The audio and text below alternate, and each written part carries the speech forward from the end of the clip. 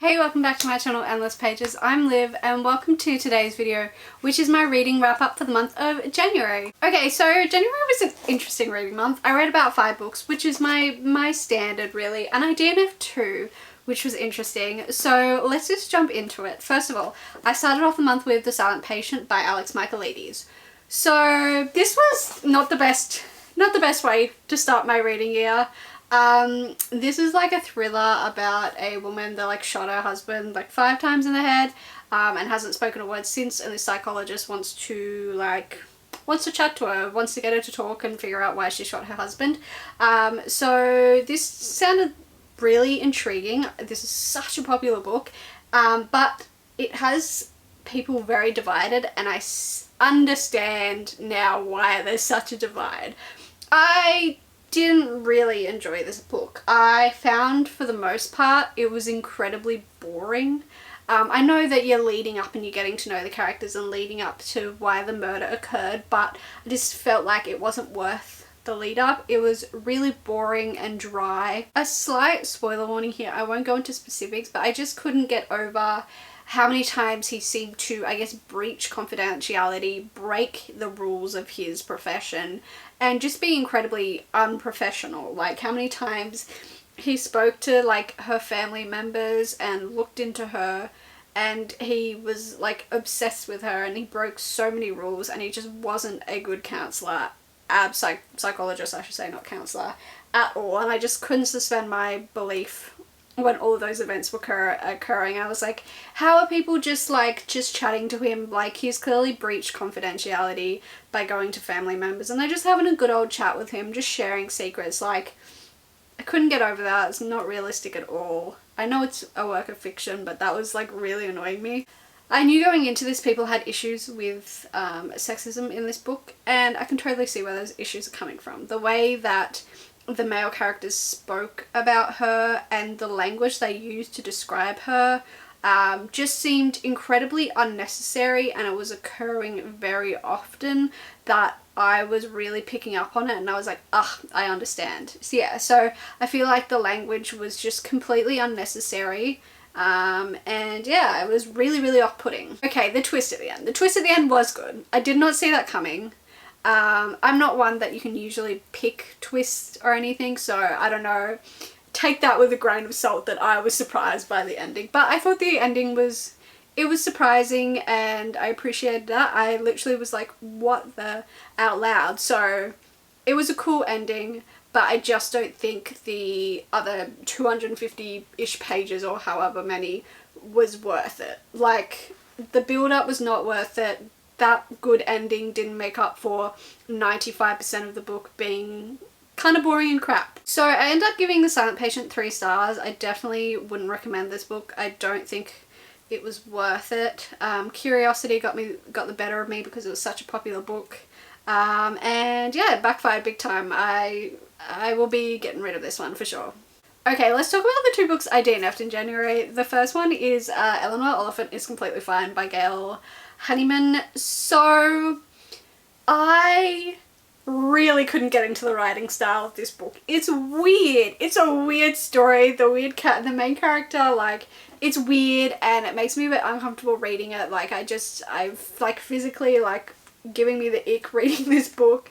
I just gave myself the ick by saying the ick. Anyway, yeah, so I tweeted about this, and I was like, I'm 20 pages in and I'm not liking it. Like, I think I really knew. Sometimes I'm like, yeah, you give it 50, you give it 100 pages, see if it gets better.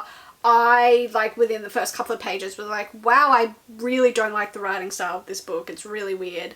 And I tweeted and I was like, oh, like, I think I might DNF this book. Like, and everyone was like, fair enough, DNF it if you want, but the second half was amazing. Oh my god, it was so good in the second part. And that seemed to be the, like, majority consensus, that the second half is amazing, that it like gets better. But I just don't want to waste my time reading, you know, like 200-ish pages just to get to a good bit. I just don't have the patience, and I just don't think I can do it. I don't think this book is for me. I don't know if it's just an issue with the book, or if it's a me thing. It's just not my book. I'm not the intended audience for this. Yeah. So I'm not at all surprised. I have put this on, I don't know, I've lost count on how many TBRs I put this on just to get it out the way. I put it on my self-destruct video list, and that's why I picked it up, because that's about to expire. But yeah, I'm not at all surprised that I didn't like this book. I knew I wasn't gonna like this book. So not a surprise at all. It's a hard DNF. I'm not picking this book up again. Yeah. Second DNF is Lore by Alexandra Bracken. I picked this one up because I'm a big fan of the Darkest Mind series. I loved that. And Greek mythology, which I'm slowly starting to get into. So I thought I would like it. This book is bad.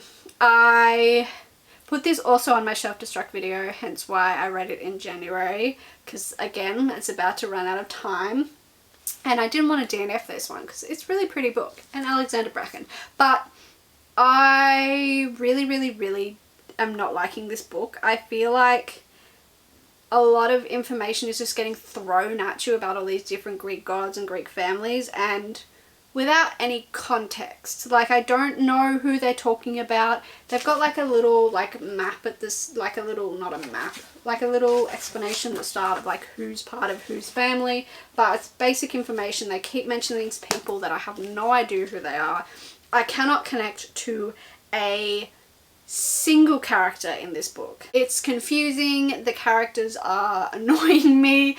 I just can't connect with them. I can't empathize with any of them, and I don't like the writing style. I don't like the plot. I don't like the characters. I got 158 pages in, which I'm so proud that I managed to push through so many pages.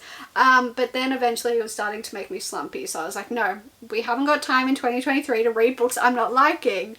So I soft DNF'd it, and then I was like, yeah, you know, I'll pick it back up. We'll read something good, and then maybe that reading mojo will help me to enjoy this. But ever since I put it down, I have not thought about it again. And I think I'm going to hard DNF this one as well, because I don't see it getting any better, to be honest. I don't know why I thought magically I'd read a couple more pages and suddenly like the main characters and not find them annoying. So, it's another DNF. So we started off the year so far with a 3-star and 2 DNFs, but then I managed to read something good, thank God. I picked up volume 2 of Fruits Basket by Natsuki Takaya. This is an amazing series. So I loved the second book in this manga series. I don't really have much to say about it, or much to say that would be different from my review of the first volume. All I want to say is that it was just as beautiful and as moving as the first one. It was just as fun and funny, but it was a little bit more sad, and I enjoyed getting to know some of the different family members a bit more and expanding who we know in the family. So that was enjoyable. Yeah, 5 stars, amazing. And then we had another 5-star read, I think the highlight for January, and that is Court of Silver Flames by Sarah J Maas. I finally read this book. This book has been out for so long. I cannot believe I've only just read it in January of 2023. When did this come out? This came out in 2021. Can you believe that? Oh my god. Call myself an ACOTAR fan. Anyway, I finally got through this mammoth of the book. It took me so long to get through, even though I was like flying through it. I was absolutely loving it, but it's a big book and I'm quite a slow reader, so it took a while, but I did it.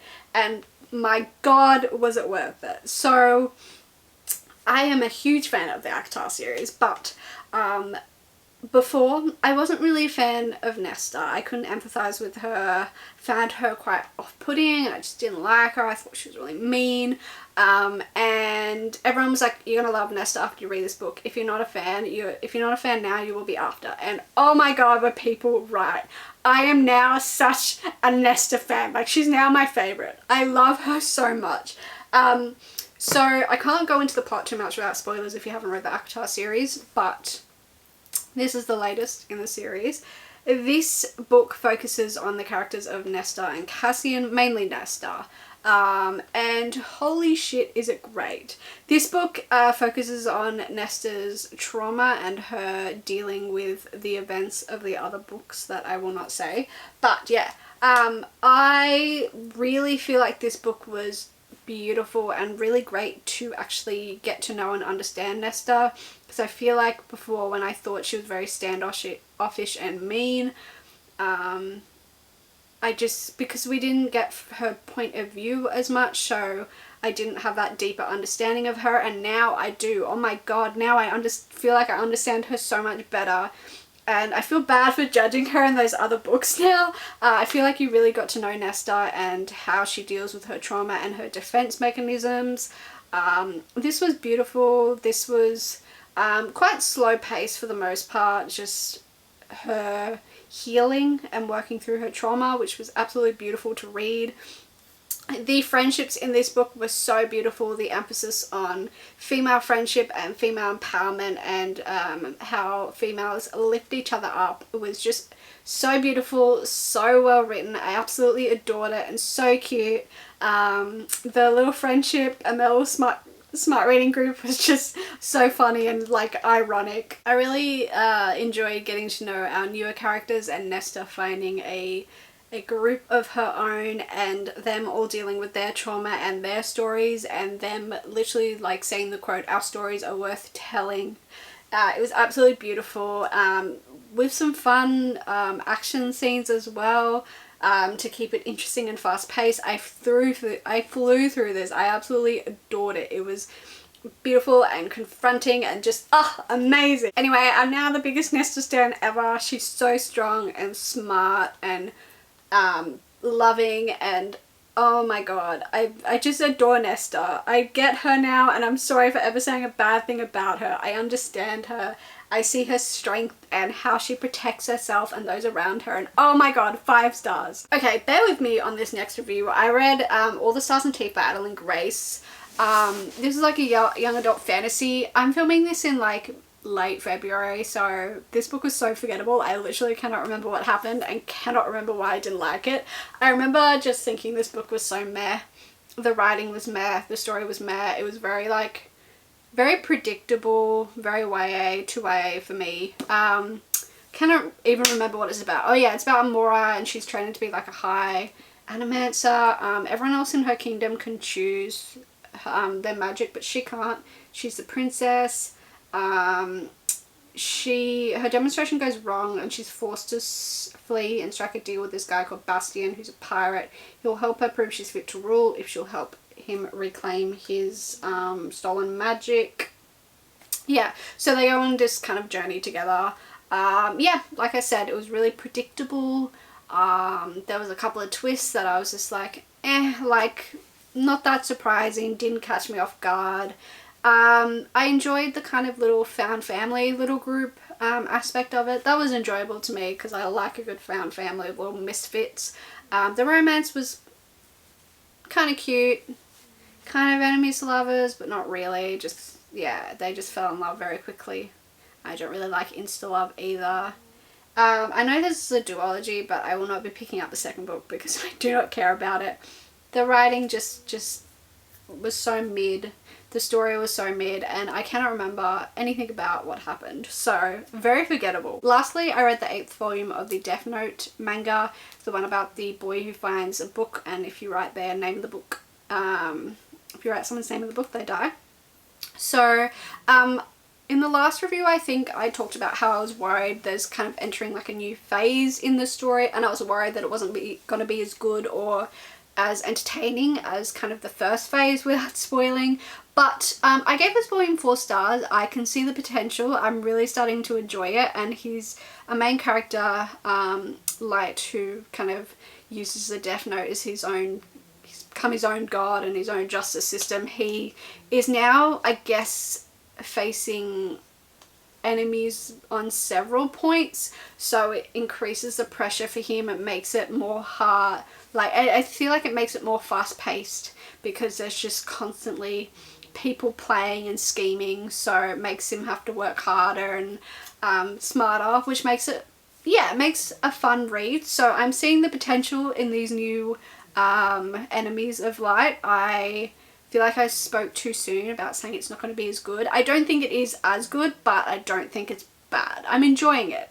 I'm enjoying it more than I expected to. So I'll definitely be continuing on with the series, and I rated it 4 stars. So that was my January wrap up. Sorry if it was bad. It's very hot and my brain has melted, but if you've watched my videos before, I'm sure you're used to the shit quality of reviews. Thank you again so much for watching. Let me know in the comments below. Have you read anything I read in January? What were your thoughts on them? If not, what was your highlight of January? Mine was definitely A Court of Silver Flames. Mwah, beautiful. All my social media links are in the description below, and subscribe if you'd like to see more of my content. I will see you in whatever the hell I post next. Bye!